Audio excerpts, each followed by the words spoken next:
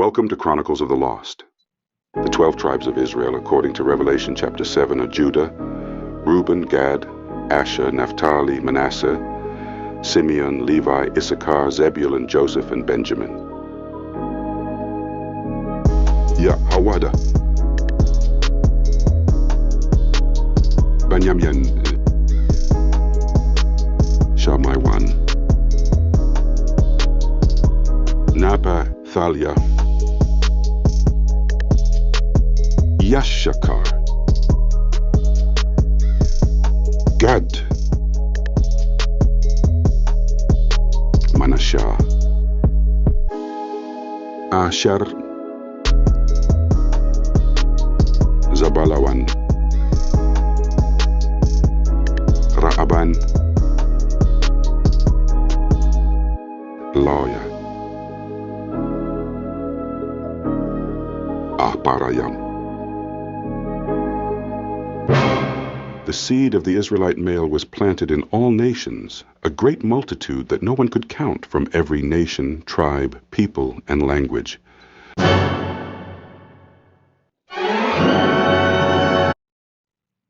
All praises to Yahweh, Bahashem, Yahweh Shai, Bahashem Rakakwadash. Yahweh is the Most High God, and Yahweh Shai is who the world ignorantly calls Jesus the Christ. And double honors to the elders and the apostles of Great Millstone who've been ruling well through the Spirit, teaching His word and believing His word to the best of their ability. Lord willing, the Most High continue to put on a spirit to endure in the mighty Shalom to the hopeful elect, scattered four corners of the earth.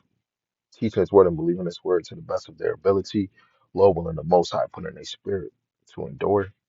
Shalom, shalom to the wives and the single sisters. Lord willing, you can continue to be believers of His word. You continue to pursue to be a loving and silent and virtuous wife.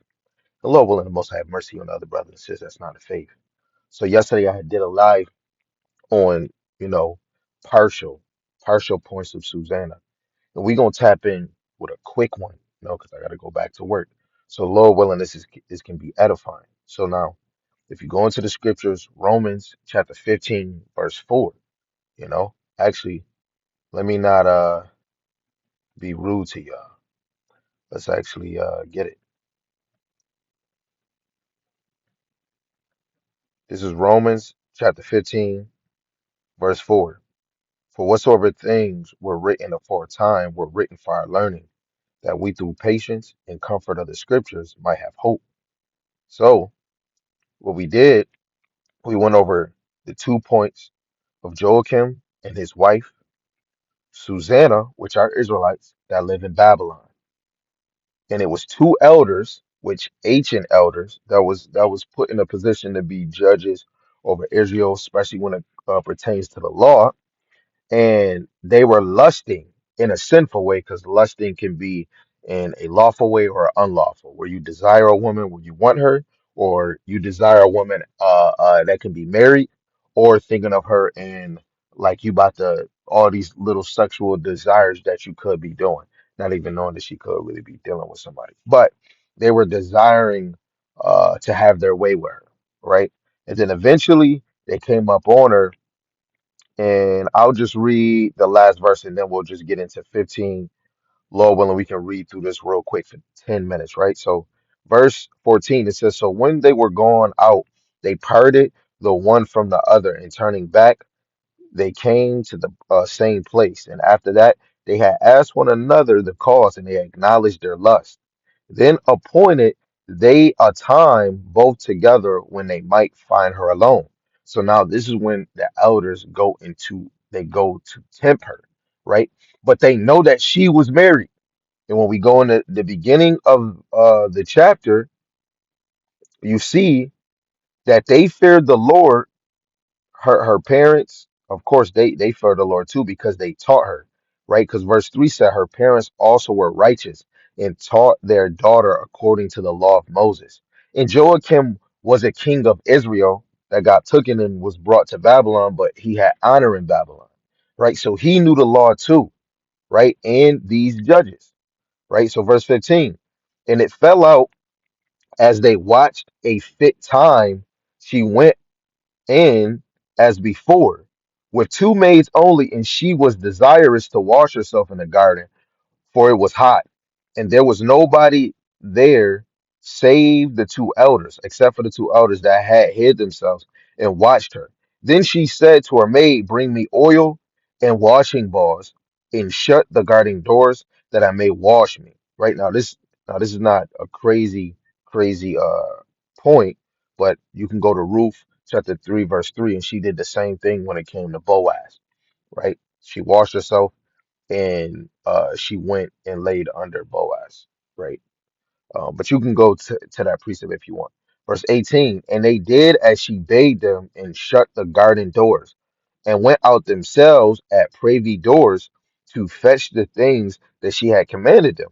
But they saw not the elders, because they were hid. Now, when the maids, and that's another thing, yo, it's a whole lot going on. Her husband is somewhere else, and somebody is committing a sin on a whole nother in a whole nother situation. And what makes it amazing, this is a righteous woman, right? Verse 19, it says, now a virtuous woman. It says, now when the maids were gone forth, the two elders rose up and ran unto her, saying, behold, the garden doors are shut, that no man can see us, and we are in love with thee. Therefore, consent unto us and lie with us. If thou wilt not, we will bear witness against thee that a young man was with thee, and therefore thou didst send away the maid from thee, right? So they gonna basically, have a consent to let us hit it. Two men, so they trying to get it in.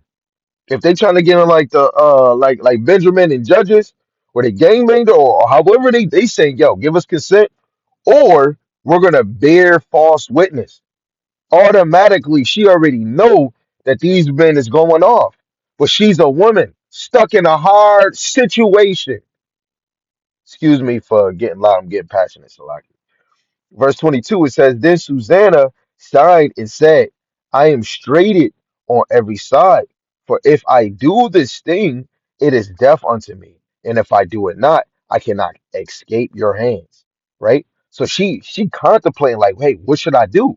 Right? But she already understand that this is a sin. Right?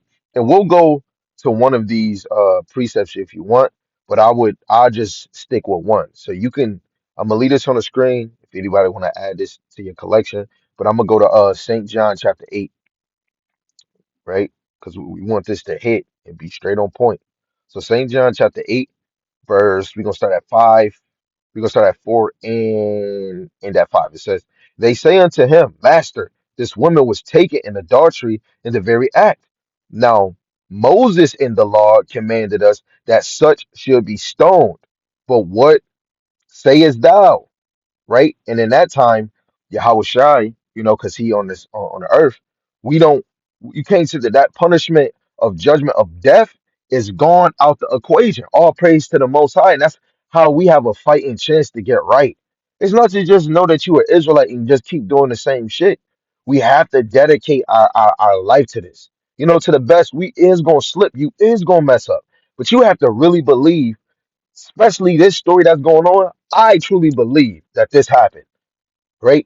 And you got to have faith to understand that these were examples to help you in your life, right? So if you want, you can get First Chronicles 21 and 13, which is history, Leviticus 20 and 10, which goes into the law, and Deuteronomy 22, verse 22, which is the second law, the book of the second law, right? So now, so she said, I cannot escape your hands. Now, verse 23, right? I almost got to go back to work. Verse 23, it is better for me to fall in the hands, it's better, it is better for me to fall in your hands and not do it than to sin in the sight of Yahweh. You see that? And what she mean fall in their hand, not, hey, just have sex with me because she don't want to do it. And of course she love her husband. She mean, man, this man kill me. Basically, let me fall in your hand, right? Is death. And she don't want to sin to the Most High, right? Genesis 39, verse 9, right?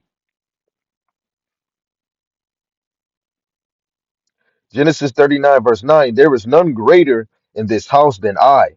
Neither have he kept back anything from me but thee, because thou art his wife. Now then can I do this great wickedness and sin against the Most High? She can't do this sin against the Most High. Laying with another man for a husband, guess what? That is death. Without Yahweh Shai, that is Salaki. Without Yahweh Shai, that is death. So for us right now, a woman shouldn't even be stepping out from her husband. But look how wicked it is. You know, the Lord used her as an example, and she's a righteous. She's being tried at this moment. It's a lot of women that will probably just fall under pressure, and they probably will like it. And there's some women that get taken advantage, but some of us is tried, right? She's walking in this righteous path, following the law. She believes in Yahweh Shem Yahushai, right? But not so much our sisters really believing in the Lord or following His ways, where those things happen, right? We get a lot of us get chastised just to humble ourselves, and we get to know that the Lord chastising, right? A lot of us, there's a lot of people that don't know that they're getting chastised by the Lord or getting judged by the Lord, so that they can actually do better, right? Let's just get a few more, right? Let's just finish it out. Verse 24 to 27. It says, with that, Susanna cried with a loud voice, and the two elders cried out against her. She's like, man, dang. So she cried, let alone you got the joint in the law where especially if a woman is getting raped and she cry aloud, Lord willing somebody hear her, and you see the elders gonna cry because somebody can hear her crying. Oh, you know what I'm saying? So the elders cry out against her, then ran the one and opened the garden doors. So when the servants of the house heard the cry in the garden, they rushed in at the privy door to see what was done unto her. But when the elders had declared their matter, the servants were greatly ashamed, for there was never such a report made of Susanna. And the reason why um they will automatically be ashamed and agree with the elders. Let's go up to verse 5. It says, the same year were appointed two of the ancients of the people to be judges, such as Yahweh spake of. That wickedness came from Babylon, from ancient judges who seemed to be governing the people. And these ancient judges, Israelites that were already that was in Babylon, right? And they were wicked, man, covered in wickedness. And we see this example, right? This is even more way if men or women is not even trying to rehearse, the schoolmaster, right? For us to actually move like Hebrew Israelites, act like we got order in decency, right? This is why we look like this world. We blend in, right? This is where you get the title nigga, right? So, Lord willing, this was edifying, right? And be thankful that Yahweh Shem Shai give us these examples so we can serve Him even more. For you women now, the men of the Lord in these other nations, they fully don't walk in this law. They don't even have integrity, let alone they don't believe in Yahweh Shem Shai. You'll be taken advantage of. So this is even more why you should serve the Lord, because the Lord is going to somehow protect you. And if anything do happen, it's an example to humble you, or He'll put you in a situation that you'll be able to escape. Right? This body is temporal, right? But what's after this is going to be everlasting. So it's better to come serve the Lord so that He can take you out of those things. Right? Sirach 4:28. Strive for the truth until death, and the Most High shall fight for you. In a later chapter, you understand that David fought for it. I mean, Daniel, but it was really Yahweh Shemel Shai. So all praise to Yahweh Shemel Shai. I'm going to say Shalom.